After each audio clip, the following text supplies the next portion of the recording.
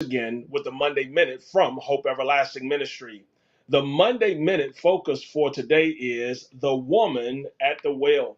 Many times we think about stories like this in Scripture, where the woman with the well would be at the well. We become so familiar with Scripture till we miss the faithfulness of the text. Let me say that again. We become so familiar with Scripture till we miss the faithfulness in the text. This woman who had an encounter with Jesus at the well, this Samaritan woman, was absolutely blown away that Jesus would even talk to her. But let's take a look at the faithfulness of what happened after her conversation with Jesus. Scripture teaches us in John chapter 4, starting at verse number 28, it says, "So the woman left her water pot and went into the city and said to the men, 'Come see a man who told me all the things that I have done. This is not the Christ, is it?'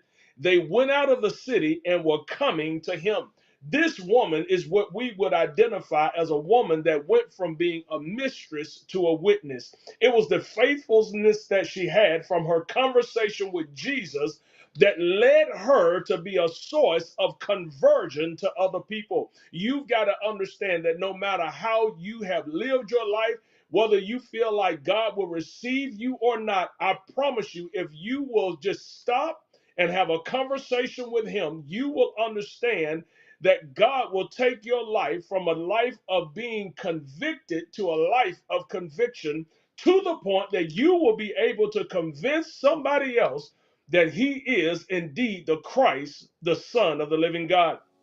So I pray that you get to the point where you don't just become familiar with Scripture, you allow your life to line up and be faithful to Scripture.